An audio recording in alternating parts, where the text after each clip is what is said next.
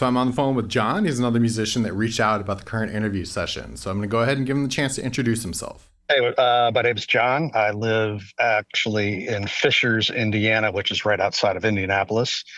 Lived here my whole life. I have a band called the High Dives. I'm almost 60 years old, and I stopped playing for about 32 years. And my wife made a comment about me getting back into a band. And I said, why the hell not? And then it only took me about 3 weeks to ask myself, why the hell am I doing this? Nice. All right. Well, let's kind of go back in time a bit. Tell me when music kind of first started for you. At what age did you kind of realize you had more of a connection to music that was going to lead to a more of a longer lasting situation in your life? Yeah, I think I realized early on I was always a creative, I guess, if you will. I suck at almost everything else, but I could come up. The joke in my office is I'm only good at two things. I can come up with ideas on the fly and I tan well. But other than that, I pretty much suck at everything else. So I realized early on that, creative path was something that was going to work for me. And I had musicians in our family. I mean, kind of humorously, my mom played the accordion. My brother played the banjo. I have another brother that plays guitar, and he somewhat went down the path and got pretty close to getting a record deal.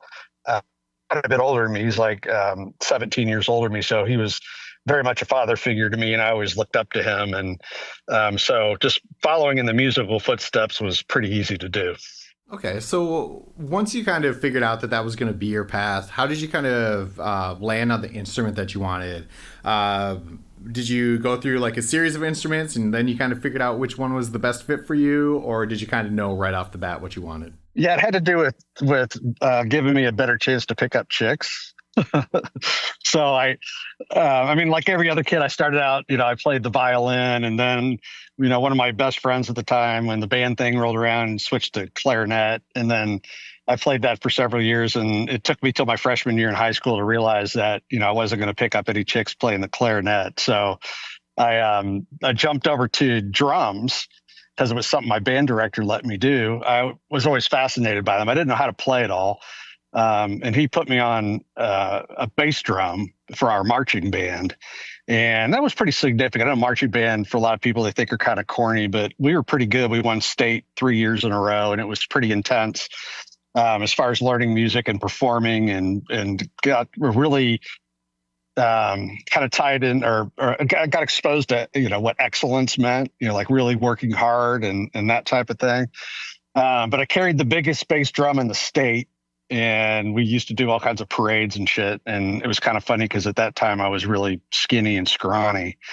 But I advanced that year into playing quads. So that's where I really started learning how to play, drums at that point. Okay, and I assume, starting on clarinet and then moving over to drums, that you were part of like the regular public school curriculum for a band, like concert band, and then you mentioned marching band. Yep, absolutely. Yeah, and that was my exposure at the time. And I didn't have any formal training as far as starting out with, hey, let's learn rudiments. And, I just pretty much jumped right into the bass drum and then the quads and then to a drum set. So I've had to make do from there. And you mentioned that you competed at a high level and won some awards. Congratulations on that. I myself did drumline for like 6 years, so I know how competitive that could be. Awesome. Yeah, that's cool. So tell me about how that transitioned out of your like school career. So once you're out of school and you continued to want to make music, what did you do then? No, I went to Indiana University, and I was living in a dorm, and my roommate flunked out. There's some dude I didn't even know, and I met him when we moved in, but he flunked out, and so the first thing I did was I moved my drum set into my room. So I was able to bring it from home and put it there, and the people on the floor were cool with it. And, we ended up, there's a couple guys that could jam, and, I started going, wow, it might be cool to start a band.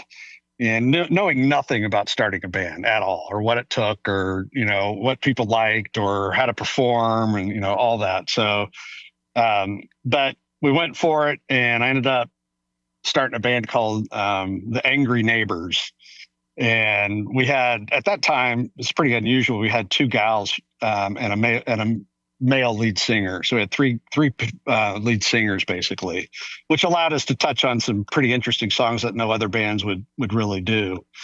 And it just kind of took off from there. And we went and, I recorded a demo on a cassette tape and took it to a guy that ran a popular place in Bloomington, Indiana, at Indiana University called the Bluebird, which is kind of the place for bands.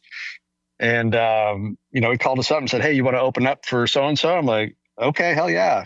So that's how it all kicked off. Okay, so it sounds like that was kind of a pretty organic project and very kind of grassroots where you put it together in the space that you were living. Did you guys manage to do any recording or anything like that? You did mention you had like a demo tape, so I'm just trying to get at that level. How did you manage to create something that could be played? Well, here's the interesting part. So we and to be clear, we were a cover band, so we didn't do any originals.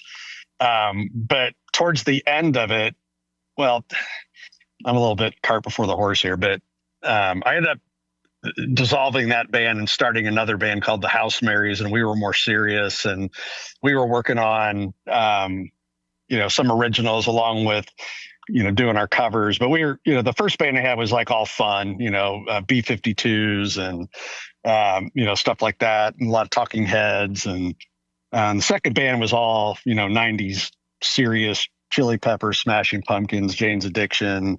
And we were a much better band, had way better musicians. But when we broke up, ironically, my bass player ended up producing some of his own music, and he ended up getting a record deal. He had you can find them on Spotify. They're really good. They're called the Baldwin Brothers. And when I reached back out to him to say, "Hey man, I'd love to get involved with what you're doing," and he was down with that. And then he got cancer and died. So it was kind of put a kibosh on that whole thing. But I just sped you up a lot, but that was the only time I've really dived into trying to do original music. Although the band I'm in now, my bass player's got some really incredible stuff that at the right time we're going to start trying to convert some of that over. Sure. So what I was kind of looking for there is I know when people are first starting out trying to make music, there's a lot of kind of tripping over themselves to figure out how to actually put the song that they wrote onto a tape or a CD, something that's actually a product for somebody to listen to. So I always kind of try to key into that a little bit to figure out how did you kind of overcome the challenge to actually record something. Well, fortunately, a couple guys in my band were in sound engineering school, so they had access to a bunch of equipment through the school.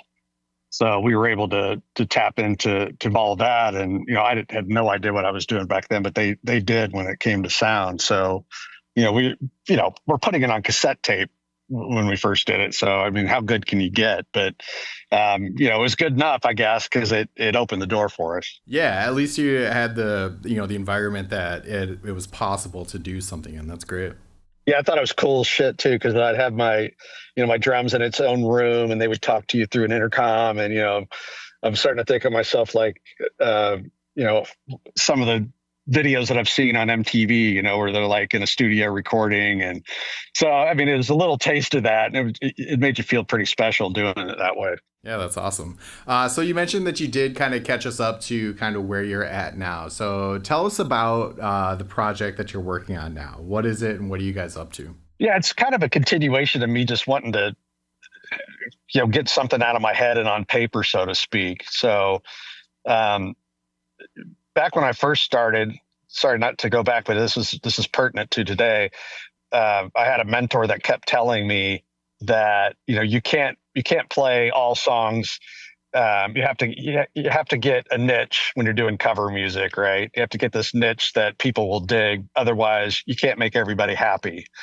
And I always thought if you could do it in a different way, that you could pull that off. So that's what I'm trying now. Is we put together content that's a little different, we believe. We call it drunk white people music, and it's pretty much songs that people know the words to, but they don't want to admit they know the words to. And we deliver it in an interruption style. So instead of playing this song and stopping and this song stopping and this song and stopping, we are mashing together 20 to 30 minute what we call DJ sets.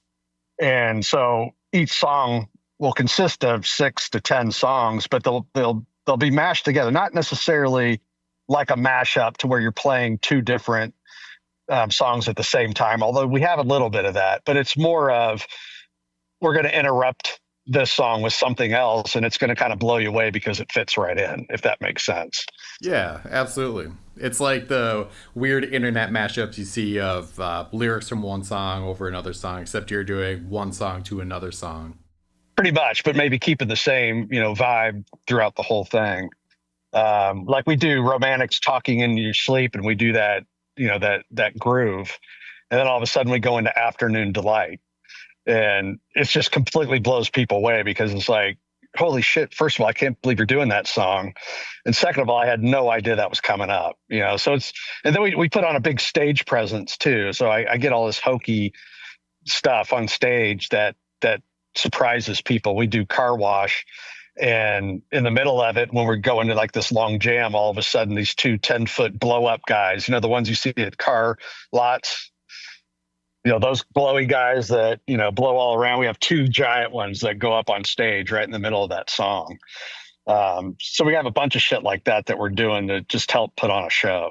Awesome. I'm a fan myself of putting on a nice theatrical performance, so I think that's because we pretty much suck as musicians. I mean, we're not that great, but one thing I can do is I can lay down a fat groove, so I could really, I'm pretty good at finding a pocket and grooving the hell out of it. I'm not a phenomenal drummer. Everybody else is, we're all good, but we're not phenomenal. So we decided let's put on a show too. Because half the people don't even notice anyway, whether you're really good or not. So, well, that's definitely not the point that I was trying to make. I authentically meant that I do like a theatrical performance as well. Right. That was a very fine point on it. So tell me about kind of what you see for the future of this project. Are you kind of just happy with this gig and going to ride it out as long as it lasts, or do you kind of see something more for yourself? No, I have a vision in my head of what I want to get it to, but we're taking some bold moves. We've actually, it's been a drawn out process. Believe it or not, we're a real rock band because my first guitarist died from an overdose. And some dude I picked up, I didn't know who he was. I didn't know what he was into, but he just didn't show up one day and come to realize that he, did the fentanyl thing and died. So, then we had to find a new guitarist, and then my bass player at the time I knew was going to be bailing to go on a tour with another band. So I decided that was the best time to bring in a bass player. So then we got the band all set, and then my keyboardist decided to go join a punk band. That was recent. So now, in fact, today we're trying out another keyboardist, but it's been a long process to get the right people in place. We all know how important that is. But we feel like we're pretty unique in that we all really get along well. I mean, it's a fun process. Everybody cares, and we all get into it. We got a long way to go to get our show perfected, but I would say that the more remarkable thing that we're doing is we're filming a reality show at the same time that we're going to utilize on YouTube to try and monetize that to help make some money that way as well. Yeah, that's cool. That's a great idea. Yeah, my business is all about shooting authentic style stories. So, I have all the equipment, I have the people to do it. And what we're going to do is lead up to these DJ sets. Like, okay, here's the songs we're going to do. Let's figure it out. We're going to capture all that and do short segments that lead up to, okay, here's the 20-minute set that we put together. And then just do that over and over. So we hope that might, I see people on YouTube with, 5 million views from doing a cover song. And I know for a fact, because my son is a YouTube creator that makes a shitload of money doing content on YouTube. So I'm tapping into that. Why wouldn't we make money, while we're rehearsing? So that's one of the goals is to get that. And the other one is just to be, in demand, which we're not yet. So. So tell me a couple of your favorite memories that have happened to you throughout, the entire time that you've been playing music and playing with bands that have really stuck with you and had an impact on you. I, I do have one specific one. I'll save that for the end because it's kind of funny. But I I think a lot of it is just the times that you're in between setting up and the gig when you got some downtime. Just some amazing wild stuff has happened. Um, you know, anything from we found a guy that didn't have any booze, but he had a bunch of whippets. So we went driving around, huffing whippets before a gig. And how stupid that is that, but it's so memorable because we were laughing our ass off through the whole thing. Um, another time we were playing in Kentucky and it was a dry county, and we go to the people in between because we had like 4 hours until the show started. Hey, we want to get some beer, and he goes, "Oh, you got to go see the bootlegger." And we drive 4 miles down a gravel road out in the middle of nowhere, and come up to this trailer with a bunch of dudes with shotguns and asking us why we're there. And he goes, "Hey, so and so told us to come here." And so we go into the trailer, and it's full of flat, horizontal refrigerators. And, it's like, "What do you want?" "Well, what do you got?" "Budweiser." And that's all they had. So we bought 2 cases of Budweiser for I think it was like $60 or something like that. It was outrageous. But I think the most memorable story is with, I got to befriend, I say that, he probably doesn't remember me, but I got to be able to talk with Kenny Aronoff quite a bit because the Bluebird down in Bloomington was his hangout.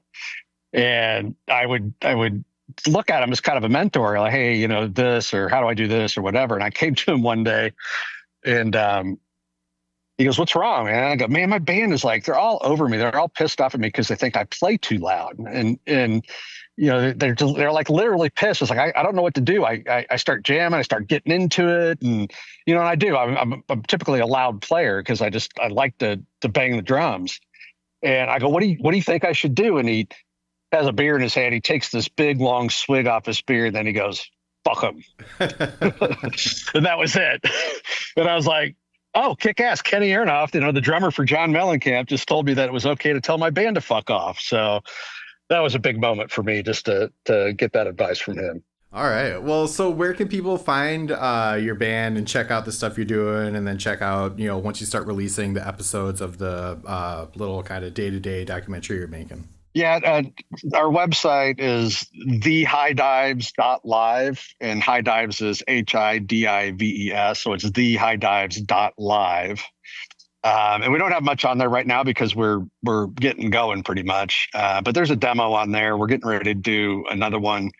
And then when we start doing this reality series, we'll have it on there, and we'll start going to our YouTube channel, which will be the High Dives. So unfortunately, we don't have a ton of stuff yet. We're actually starting our second recording in about 5 minutes. And we're going to try and boogie pretty quick to start getting that stuff out there because I've seen these people monetize YouTube, and it's pretty incredible. I mean, my kid quit his chemical engineering job to do YouTube full time because he's making more money doing that. So there's definitely something to look towards. Yeah, if you can hit the algorithm just right, you can definitely make a living off of it for sure. Yeah. All right. Well, so I always like to give the person I'm interviewing the opportunity to put out their last word. So what's a message that you have that you want to share with other people? I think, it's grind it out. Our philosophy is, hey, let's go screw this up. And I know it's a simple one and it's probably pretty well known, but shit always falls in place. I mean, if you just keep at it and keep, going towards that one thing that you can picture in your head, and people come and go. Everybody's replaceable, unfortunately. That's one thing I've learned just by being a business owner. I've had some incredible talent work for me, and I always find people to replace them. So don't get caught up in, "Oh my God, but this guy's such a kick-ass guitarist." Well, yeah, but he's a dick, so is it worth that? Go find somebody that's a little less, talented, but way cooler to hang out with, and it'll be way more entertaining. So that'd be my only advice. And do something different.